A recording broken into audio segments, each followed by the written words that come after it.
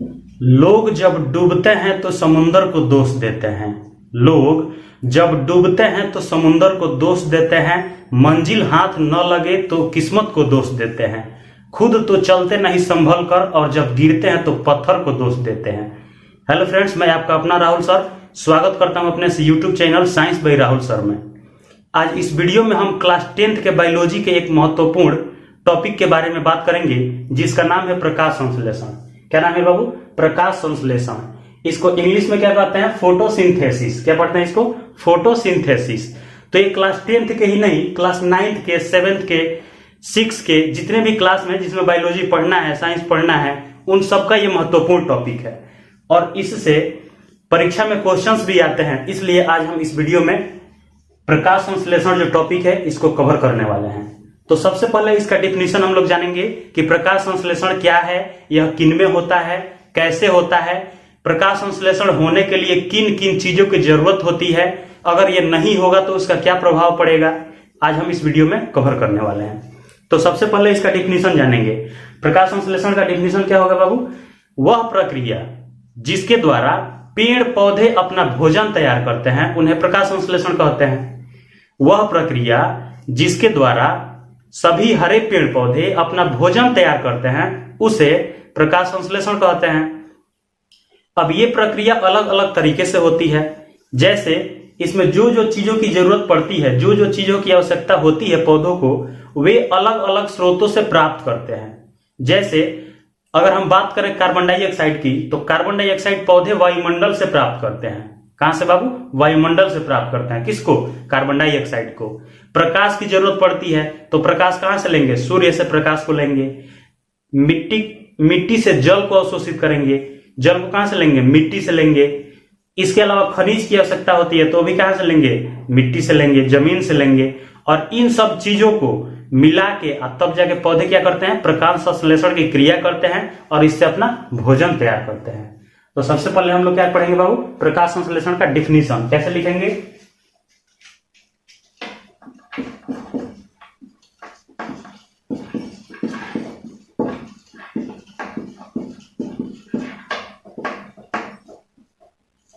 प्रकाश संश्लेषण इंग्लिश क्या होता है बाबू? फोटोसिंथेसिस।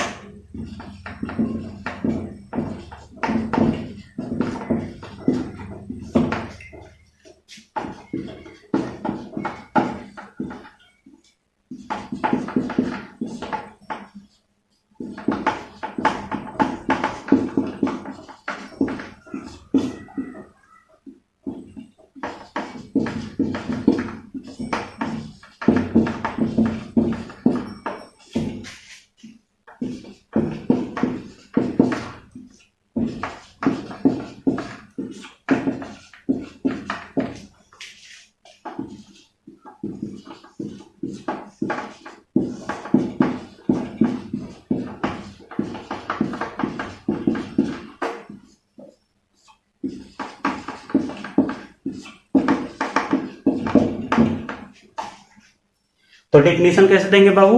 वह प्रक्रिया जिसके द्वारा पेड़ पौधे अपना भोजन तैयार करते हैं उन्हें प्रकाश संश्लेषण कहते हैं। तो डेफिनेशन समझ गए बाबू?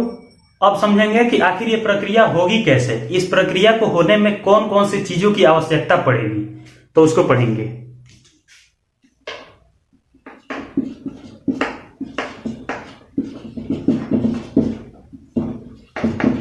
इस प्रक्रिया में पौधे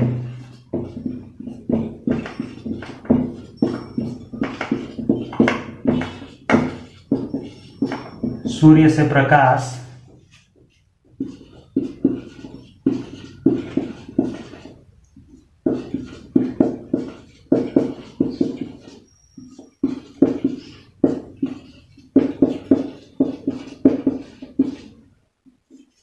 वायुमंडल से कार्बन डाइऑक्साइड,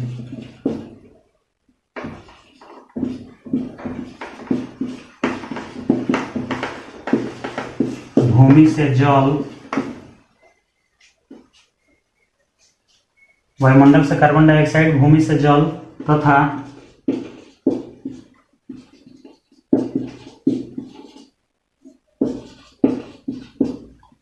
खनिज लवण को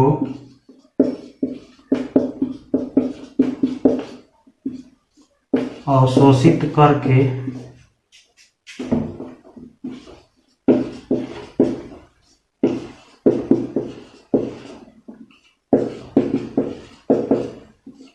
अपना भोजन तैयार करते हैं। तो समझ गए बाबू, ये प्रक्रिया कैसे होगी? तो ये प्रक्रिया होगी, इस प्रक्रिया में पौधे सूर्य से प्रकाश, वायुमंडल से कार्बन डाइऑक्साइड, उसका सूत्र होता है CO2, भूमि से जल, जल का सूत्र होता है H2O, तथा खनिज लवण को अवशोषित करके अपना भोजन तैयार करते हैं। मतलब तो प्रकाश संश्लेषण समझ गए बाबू कैसे होता है, ये भी समझ गए। अब एक क्वेश्चन बार बार परीक्षा में पूछता है, बोर्ड के एग्जाम में बार बार एक क्वेश्चन पूछता है और बच्चे इस क्वेश्चन को लेकर कंफ्यूजन में रहते हैं। क्वेश्चन क्या पूछता है? प्रकाश संश्लेषण के लिए पौधे कच्चे सामग्री कहां से प्राप्त करते हैं? एक बार फिर से सुनेंगे, प्रकाश संश्लेषण के लिए पौधे कच्चे सामग्री कहां से प्राप्त करते हैं? तो आंसर कैसे देंगे? प्रकाश संश्लेषण के लिए पौधे कच्चे सामग्री अलग अलग स्रोतों से प्राप्त करते हैं। जैसे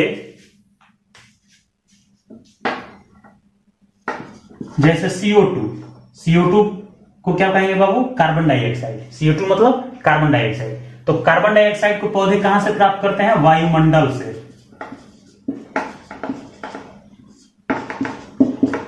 कार्बन डाइऑक्साइड को कहां से प्राप्त करेंगे? वायुमंडल से।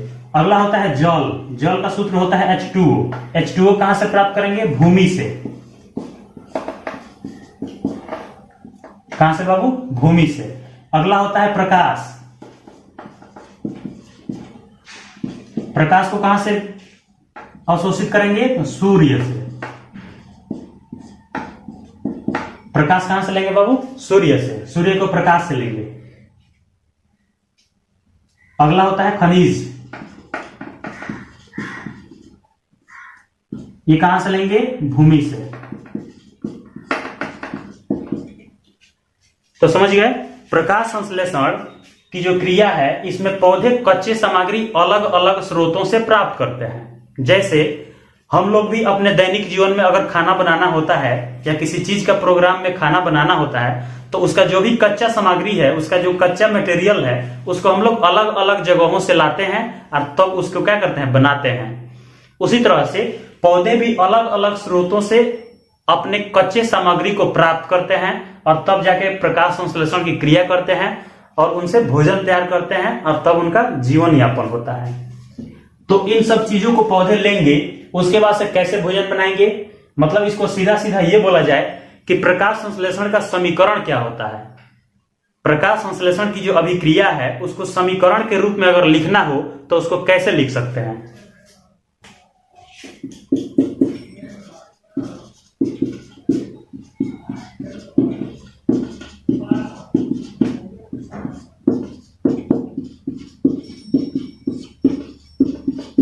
प्रकाश संश्लेषण का समीकरण, तो समीकरण कैसे लिखेंगे? 6CO2 plus 12H2O sunlight chlorophyll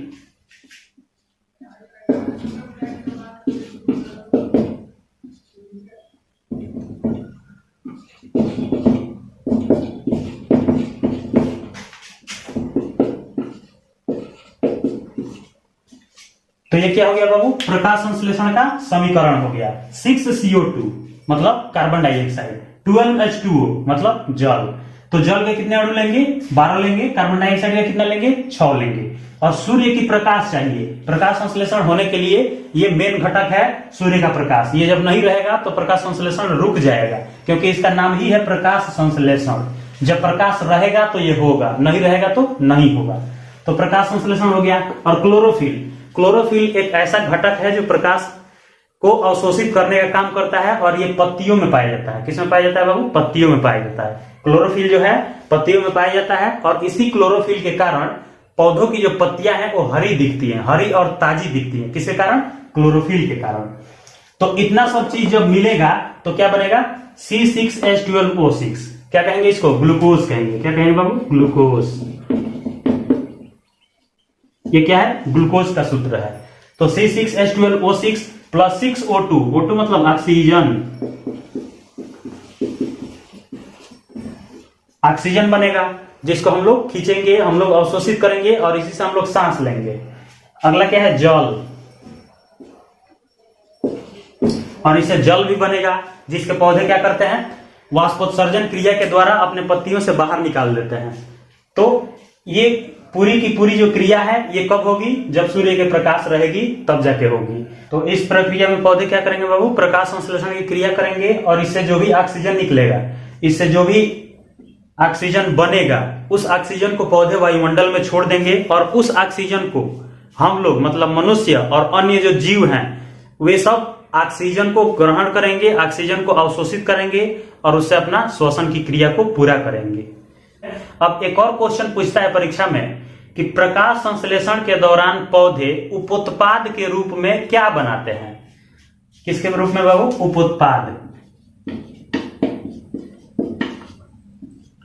तो पौधे जो होते हैं वे उपोत्पाद के रूप में ऑक्सीजन बनाते हैं। क्या बनाते हैं बाबू? ऑक्सीजन,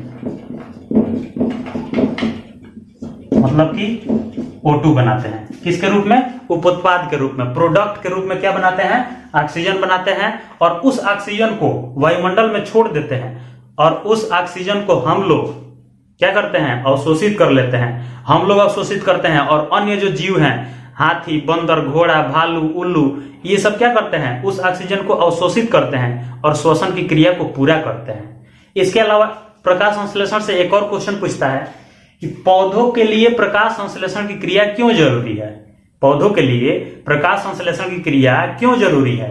तो आंसर क्या देंगे कि जिस तरह से प्रत्येक जीवों को ऊर्जा की आवश्यकता होती है, कार्यों को करने के लिए ऊर्जा की आवश्यकता होती है, ठीक उसी तरह से पौधों को भी ऊर्जा की आवश्यकता होती है, पौधों को भी भोजन की आवश्यकता होती है और उस आवश्यकता को पूरा करने के लिए पौधों में प्रकाश संश्लेषण की क्रिया होती है। अगर पौधों में प्रकाश संश्लेषण की क्रिया नहीं होगी तो पौधों में भोजन का निर्माण नहीं होगा, ग्लूकोज का निर्माण नहीं होगा और पौधे धीरे धीरे ऊर्जा की आवश्यकता को पूरा नहीं कर पाएंगे तो धीरे धीरे उनकी मृत्यु होने लगेगी, उनकी पत्तियां सूखने लगेंगी, पत्तियां मुरझाने लगेंगी और एक दिन ऐसा आएगा जब पौधे पूरी तरह से सूख जाएंगे।